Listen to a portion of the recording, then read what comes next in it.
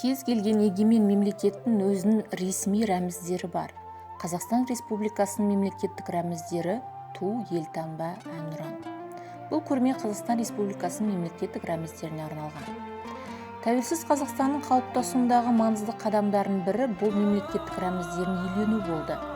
Мемлекеттік рәміздер қоғамның саяси мәдениеттің бір бөлігі болып, рухани, идеологиялық және адамгершілік мәдениеттің дамуына және де елдің тәуелсіздігі мен өзіндік идеяларын көрінісі болып табылады. Егемен Қазақстанның символикасы тәуелсіз мемлекет идеологиясының, оның тарихын дамуын, негізі мен философиясының бағыттарын бейнелейді. Ту мемлекеттік өзіндік бірегейлігі мен егемендігін білдіретін рәміздердің бірі. Мемлекеттік ту бейнелеген бағанда бекітілген көк түсті матада ортасында орналасқан шұғылы күні бар, және оның астында қалықтап ұшқан бүркіттің бейнесі бар. Тудың бағанасында ұлттық өрнек салынған тік жолақ бар. Күн әрдайым адамдардың өмір энергиясымен байланысын көрсетеді. Қазақстан туының сәулелері дән түріне бейнеленген. Бұл игілік пен молшылықтың символы. Қазақстан байрағының қанаттарында тең түзеген қыран бүркіті орналасқан. Ол ұшуда. Бұл дегеніміз еркіндік және мемлекеттік азаматтардың жоғары мақсаттарға және жақсы өмірге де ұмтылысы. Бүркіт көшпенділердің таңдауы мен қастерлеуді қалдырды. Олар бұл құсты батыл және еркін деп санады. Геральдика дәстүріне әр түс белгілі бір ұғымды білдіреді. Сонымен алтын күшті, байлықты, тұрақтылықты, сенімділікті, әділеттілікті, мейірімділікті, адалдықты білдіреді. Егер біз көк сөзін талдау жасасақ, онда қазақ тілінде бақыт, болмыс және жаңарту көптеген ұғымдардың байланысы бар. Сондай-ақ аспанда жаратушы деп санаған ежелгі түркілер туралы да ұмытуға болмайды. Ағашты бейнелендіретін ою фигуралар мен сызықтардың үйлесімімен сипатталады. Онда қазақ халқының менталитеті көрінеді. Мұндай суреттерді көбінесе осы мемлекеттің мәдени ескерткіштерін табуға болады. Сол мемлекеттік тудың таңдауы болды.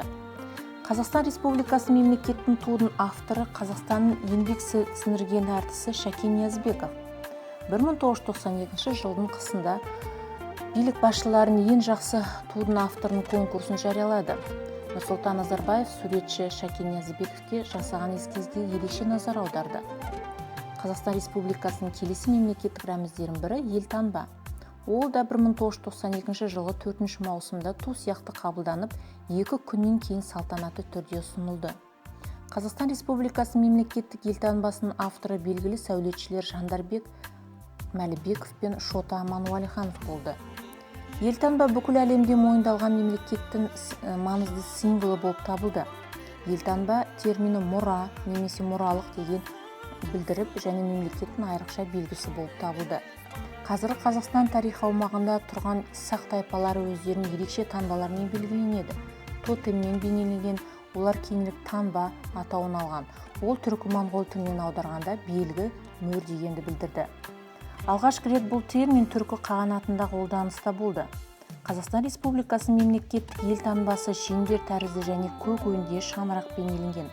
Шаңырақта айнала күн сәулесінде тарап уақыттар шаншылды.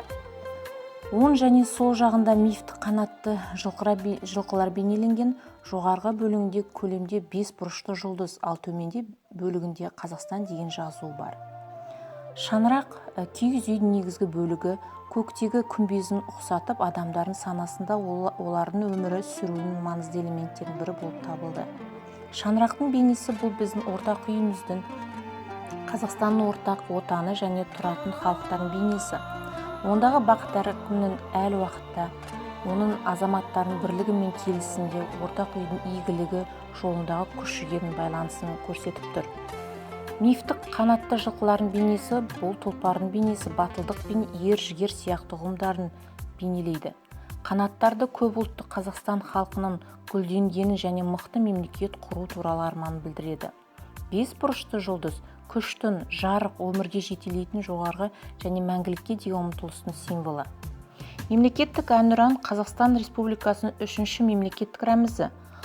Оны алғаш рет 1992 жылы елтаңба және тумен бекітті. Бірақ ең алғашқысында әнұранға таңдалған әннің мәтіні көптеген қазақтарға түсіну қиын болды. Сондықтан 2006 жылы мемлекеттік әнұранды өзгерту туралы шешім қабылданды. жаңа символы өткен ғасырда 50-ші жылдардың бері қазақтарға кеңінен танымал халық әні болды. Музыканың авторы Шәмші Қалдаяқов, сөздерін Жұмекен Нәжімеденов жазған екен. Мәтінді Нұрсұлтан Назарбаев толықтырды. Ән патриотизм рухына толы болды. Лирикалық кейіпкер өзінің құнарлы қазақ жерінде өсіп, өз отанын үйетін гүлге теңейді. Ән ұранда еркін дала халқына даңқ әкелді. Аймақтың байлығы мен жомарттығы оның өзінің анықтаудағы еркіндігі мен тәуелсіздікке оралу жырланды. Жалпы мемлекеттік рәміздері жас егеменді мемлекеттің бейнелейді және тарихи дәстүрлердің сабақтастығының дәлелі болды. Мемлекеттің маңызды міндеті өскелең ұрпақты тәрбиелеу. Бұл республиканың көп ұлтты халқының жоғары адами құндылықтары, дәстүрлері мен әдет-ғұрыптарын идеясы үйлесімде түрінде бейнелейді. Мемлекеттік рәміздердің тарихи мен маңызын білу халыққа мемлекет туралы тарихи танымалды кеңейтіп, жас ұрпақтың азаматын жетілуін көтереді. Өз мемлекеттік рәміздеріне құрмет пен сезімін тәрбиелеу әр азаматтың білім беру міндеттерінің бірі болып табылады.